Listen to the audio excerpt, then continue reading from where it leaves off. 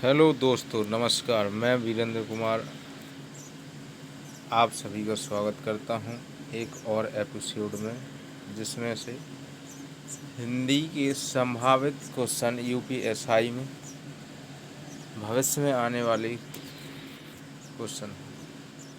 आप जिस विद्यार्थी को मालूम हो तो आप अपने आंसर कमेंट बॉक्स में लिखने का प्रयास करेंगे।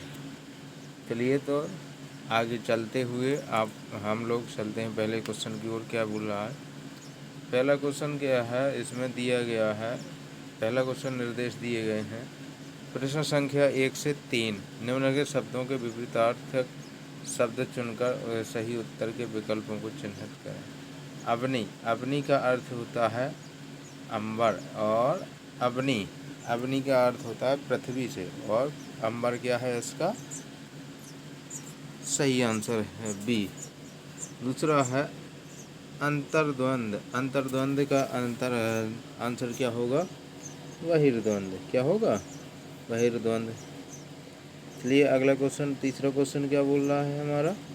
तीसरा क्वेश्चन कह रहा है प्रकृति, प्रकृति का विलोम क्या होता है? निवृत्ति। क्या होता है दोस्त?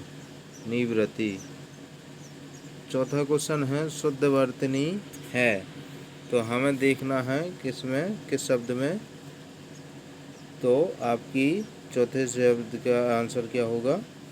ज्योत्सना। क्या है इसका सही आंसर? ज्योत्सना। इनमें से किस शब्द की वर्तनी अशुद्ध है? पांचवें का आंसर बताने का प्रयास करेंगे। इसमें अशुद्ध वर्तनी कौन से हैं? मनोकामना, यानी कि इसका सही लिखा कैसे जाता है? कैसे लिखा जाता सही? मनोकामना। क्या लिखा जाता है इसका? कैसे लिखा जाता है इसका? मनोकामना को कैसे लिखा जाता? मनोकामना ऐसे लिखा जाता है इसका शुद्ध अर्थ। ठीक है, चलिए अगले क्वेश्चन की ओर बढ़ते हैं। निम्नलिखित में से किसकी वर्तनी शुद्ध है? किसकी वर्तनी शुद्ध है, इसका आंसर बताने का प्रयास करेंगे। इसका सही आंसर क्या हो जाएगा? अनुगृहीत। क्या होगा इसका सही आंसर? अनुगृहीत।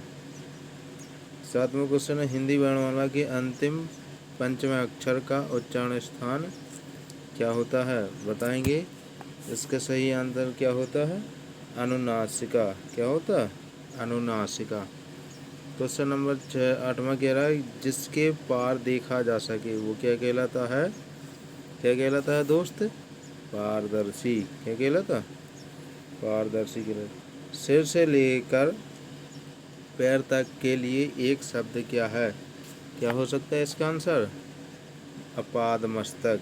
क्या हो सकता है? अपादमस्तक। और पैर से लेकर सिर तक को क्या बोलते हैं के लिए एक शब्द क्या होगा? इसका आंसर आप कमेंट बॉक्स में बताने का प्रयास करेंगे। अगला क्वेश्चन है जिसकी भुजाएं घुटनों तक लंबी हों के लिए एक शब्द क्या होगा? क्या होगा भाई? बताने का प्रयास करेंगे। इसका रहेगा आंसर अजान बाहु। क्या होगा? जिसकी क्या है? भुजाएं घुटनों तक क्या होती हैं? लंबी होती हैं, उसके लिए एक शब्द क्या होगा? अजान बाहु। अगला क्वेश्चन 11वां है मछली के समान आँखों वाली के लिए एक शब्द क्या होगा? क्या होगा? मीनाक्षी। क्या होगा? मीनाक्षी। इसका सही आंसर क्या होगा? मीनाक्षी। जिस व्यक्ति की पत्नी मर गई हो उसे कहते हैं, उसे क्या कहते हैं? विदुर। क्या कहते हैं? विदुर।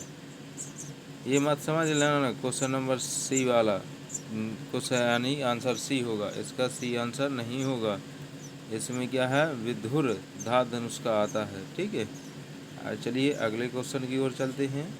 इसमें दिया गया है आपका निम्नलिखित शब्दों में से तत्सम शब्द का चयन कीजिए। तो इसमें क्वेश्चन नंबर 13 में छांटिए कौन सा है तत्सम शब्द, कौन सा शब्द होगा? क्वेश्चन नंबर 13 का आंसर होगा आपका सही आंसर ऑप्शन नंबर बी। अगला है 14वां है।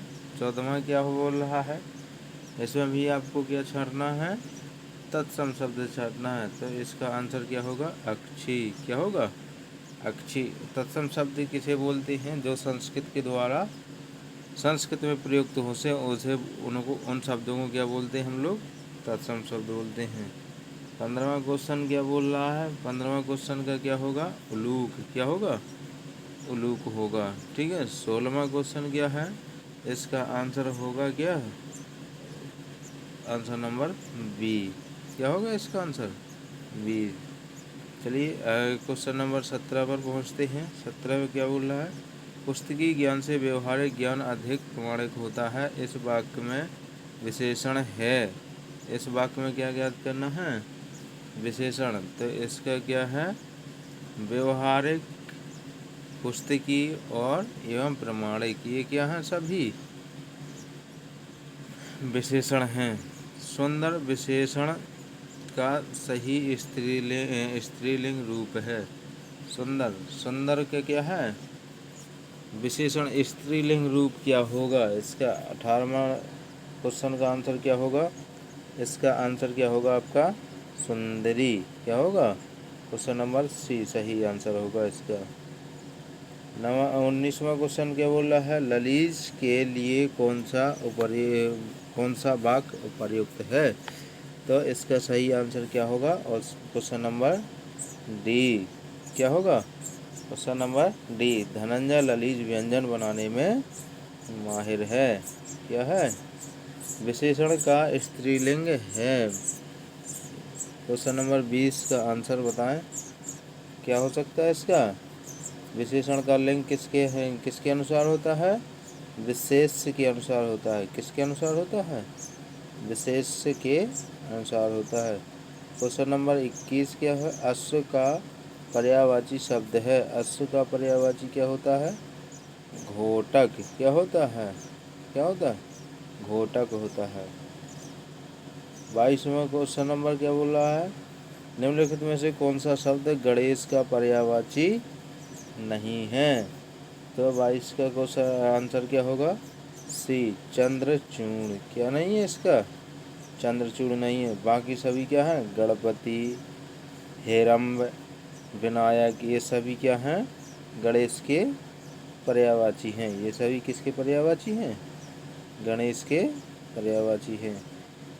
23वां क्वेश्चन क्या है, निम्नलिखित शब्दों में कौन सा लक्ष्मी का पर्यायवाची नहीं है।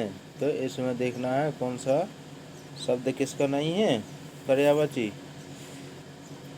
लक्ष्मी का। तो इसका सही आंसर क्या होगा, सही आंसर है इसका question number C. Option number क्या है, सी, महाश्वेता। यानी कि पद्मा भी क्या है, लक्ष्मी का पर्यायवाची, इंदिरा भी और कमला भी, ये सभी क्या हैं, पर्यायवाची हैं। किसके हैं, आपके लक्ष्मी के पर्यायवाची हैं।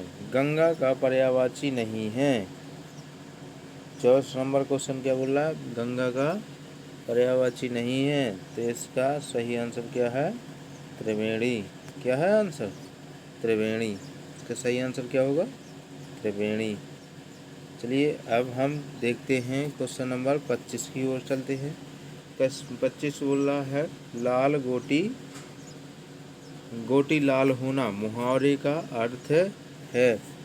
जैसे कि किसी क्या है, हमें लाभ होता है तो क्या होती है, हमारी गोटी लाल होती है। तो यहीं पर क्या है, गोटी लाल होने का अर्थ क्या होता है, गोटी में रंग लगना, जीतना, शादी होना, लाभ होना। तो इसका सही आंसर क्या होगा 25 का, सी, लाभ होना।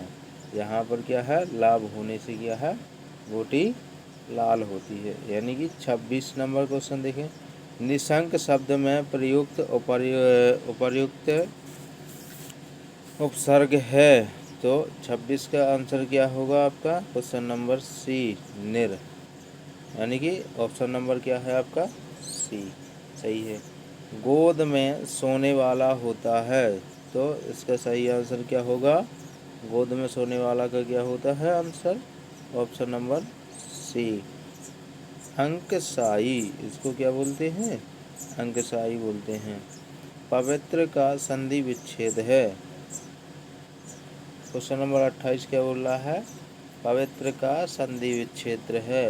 पवित्र पवित्र में एक तो मैं बता दूं आपको कौन सी संधि होती है। इसमें अयादि संधि होती है। कौन सी संधि होती है? अयादि संधि। कौन सी संधि होती है? अयादि संधि होती है। तो इसका सही आंसर क्या होगा आपका? बताने का प्रयास करेंगे आप। इसका सही आंसर क्या है? ऑप्शन नंबर ए, पौधन इत्र। क्या है इसका आंसर? पौधन इत्र।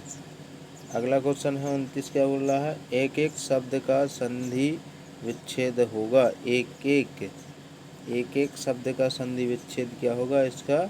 एक धन एक। क्या है इसका? एक धन एक सही है। क्वेश्चन नंबर 30वां क्या बोल रहा है? निम्नलिखित में से शुद्ध वर्तनी कौन सी है? अब इसमें हमें क्या छाटनी है?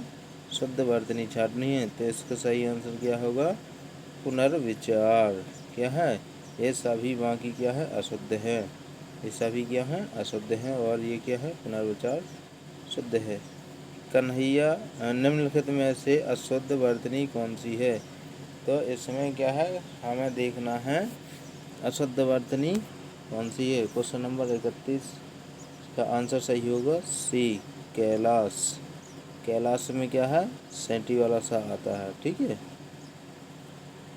निम्नलिखित क्वेश्चन नंबर 32 क्या बोल रहा है? निम्नलिखित में से कौन सा शब्द चंचला का अनेकार्थी नहीं है? चंचला मतलब होता है बिजली। क्या होता है? बिजली होता है। तो 32 का आंसर क्या होगा आपका? डी। कौन सा? डी होगा। ठीक है। ये सभी क्या हैं? चंचला की क्या हो जाएंगे? पर्यायवाची हो जाएंगे। ठीक। क्वेश्चन नंबर 33 क्या बोल रहा है? नीचे दिए गए शब्दों में से बेमेल शब्द को चुनिए। तो हमें क्या शब्द चुनना है? बेमेल शब्द चुनना है। तो इसका आंसर क्या है आपका? सी सही आंसर है, मग। और ये सभी क्या हैं? ये सभी तत्सम शब्द हैं। ये दुग्ध, दधी सभी क्या हैं? ये तत्सम शब्द हैं। ठीक है। चलिए लास्ट, आज का क्वेश्चन लास्ट, और इसका आंसर बताने का प्रयास करेंगे। चतुरानन किस समास का उदाहरण है? चतुरानन। चतुरानन शब्द में क्या है? यहाँ पर क्या है? चार हैं भुजा, चार, यानी कि यहाँ पर समास कौन सा होगा? बहुव्रीहि समास होगा। कौन सा समास होगा? बहुव्रीहि समास होगा। चतुरानन कौन सा समास है? बहुव्रीहि समास है। आज की क्लास को यहीं तक रखते हैं। आगे की सीरीज को, आगे के एपिसोड को देखना ना भूलें। धन्यवाद।